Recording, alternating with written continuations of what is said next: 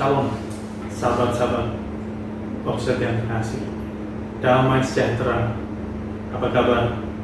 Hari ini saya akan merenungkan dari bacaan minggu ke-27 tahun A. Dengarkanlah suatu perumpamaan yang lain. Adalah seorang tuan tanah membuka kebun anggur dan menanam pagar sekelilingnya. Ia menggali lubang tempat memeras anggur dan mendirikan menara jaga di dalam kebun anggur itu. Kemudian ia menyewakan kebun itu kepada penggarap-penggarap, lalu berangkat ke negeri yang lain. Ketika hampir tiba musim petik, ia menyuruh hamba-hambanya kepada penggarap-penggarap itu untuk menerima hasil yang menjadi bagiannya. Tetapi penggarap-penggarap itu menangkap hamba-hambanya itu.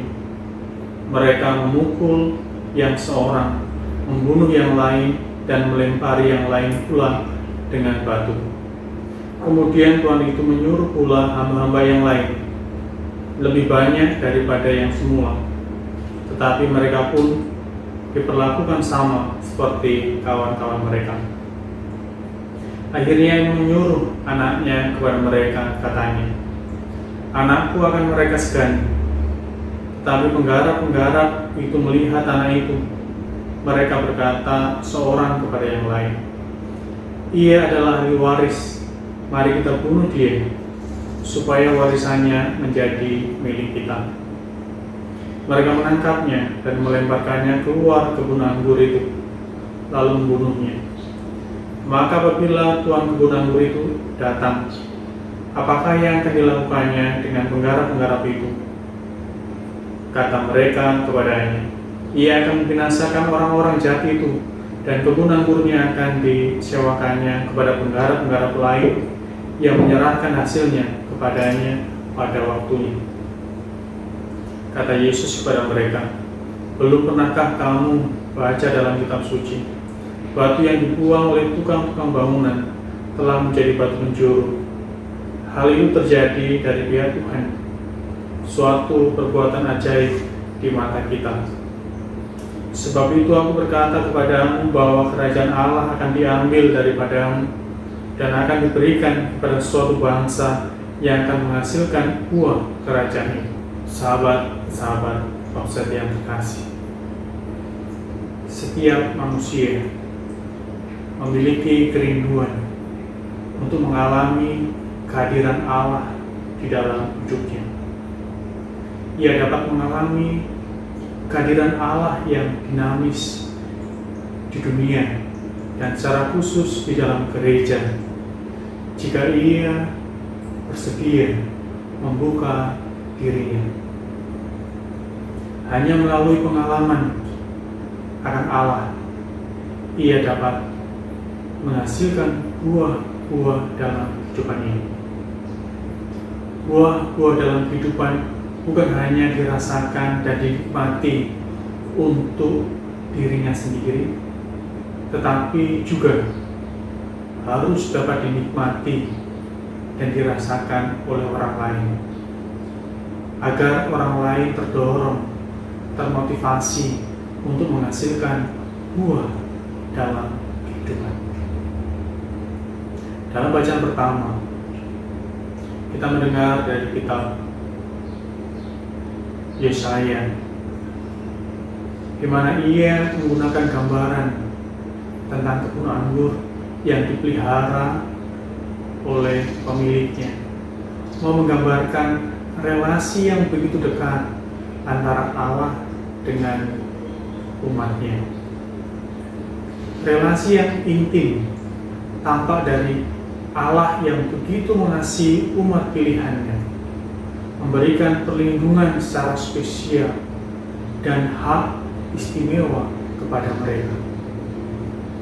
Ia melakukan semua itu di masa lampau sampai saat ini. Dan umat pilihannya menyadarinya.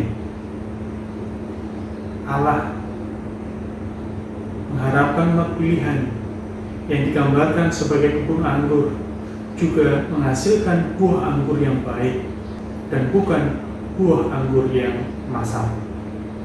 Namun sayangnya, umat pilihannya menghasilkan buah yang masam karena mereka melakukan ketidakadilan, kelaliman, dan juga ketidakpatuhan. Karena itu, Yesaya memperingatkan umat pilihannya, yakni kaum Israel dan juga Yehuda, akan ditinggalkan oleh Tuhan karena ketidakadilan, kelaliman, dan ketidakpatuhan mereka terhadap hukum. Dalam bacaan kedua, Paulus memberikan peneguhan kepada jemaat di Filipi yang mudah khawatir di dalam perjalanan persiaran hidup ini. Karenanya Paulus mengajak mereka untuk senantiasa bertekun dalam doa dan mengucap syukur. Paulus juga mendorong mereka terus berjuang bahwa semua yang benar, semua yang mulia, semua yang adil, semua yang suci, semua yang manis, dan semua yang disebut kebajikan. Dengan melakukan semua ini, mereka tidak perlu khawatir, sebab Tuhan sumber damai sejahtera akan menyertai mereka. Dalam Injil kita mendengar perumpamaan tentang kebun anggur dan juga para penggarap. Yesus menyampaikan dan juga mengalamatkan perumpamaan ini kepada imam-imam kepala dan juga tua-tua bangsa Yahudi. Di sini Yesus mau menunjukkan bahwa sejak awal mula mereka adalah umat pilihan.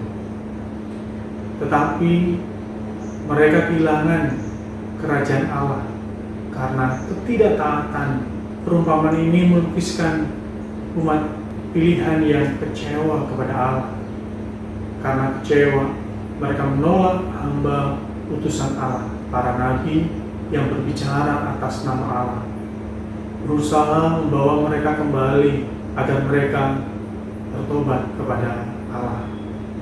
Dan juga mereka menolak Putra Tunggal Allah, tidak mau mendengarkan ajaran-ajaran dan bahkan membunuhnya. Lewat perumpamaan hari ini, kita melihat ada kebaikan, kesabaran, dan juga belas kasih Allah yang tiada batas kepada manusia.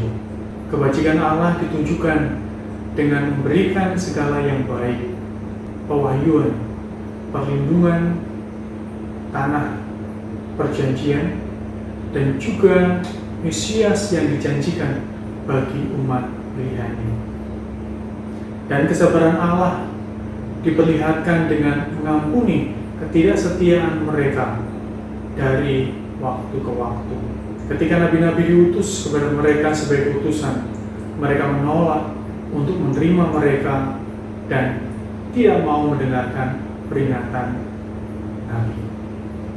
Akhirnya Allah memberikan kesempatan. Ia lantas mengutus putra tunggalnya. Akan tetapi mereka tetap tidak percaya dan menolak ajarannya. Bahkan mereka membunuh putranya karena mereka takut putranya akan mengendalikan dan mengontrol serta berkuasa atas mereka. Di akhir perumpamaan, Yesus merangkum dengan sebuah pernyataan yang sangat menarik. Kerajaan Allah akan diambil daripadamu dan akan diberikan kepada suatu bangsa yang akan menghasilkan buah kerajaan itu. Buah dari kerajaan Allah tidak lain adalah buah roh, sebagaimana dikatakan oleh Paulus dalam surat kepada jemaat di Galatia, yakni kasih, sukacita, damai sejahtera, kesabaran, kebaikan, kemurahan hati, kesetiaan, kelemah lembutan, dan penguasaan diri. Buah-buah roh inilah dapat dialami dan dirasakan oleh setiap kita yang mau membuka dirinya terhadap kehadiran Allah di dunia dan secara khusus di dalam gereja. Lewat pengalaman akan Allah, kita dapat menghasilkan buah dalam kehidupan kita sehari-hari. Kita adalah umat pilihan Allah, dan kita juga adalah para penggarap di kebun anggurnya.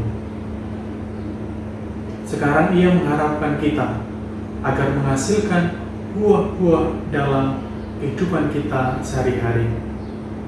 Pertanyaannya, bagaimana kita dapat menghasilkan buah? Dan buah apa yang telah kita hasilkan dalam kehidupan ini? Setelah kita dibaptis, kita dipanggil untuk bekerja di kebun anggur, menjadi anggota tubuh mistik Kristus yang aktif, baik di dalam keluarga yang adalah gereja kecil, di dalam KBG, di dalam paroki, dan juga di dalam masyarakat di mana kita berada. Disinilah kita dapat menghasilkan buah di dalam kehidupan kita. Mari kita mohon Tuhan agar kita dimampukan untuk menghasilkan buah-buah yang berguna bagi hidup kita dan juga bagi orang lain. Tuhan memberkati.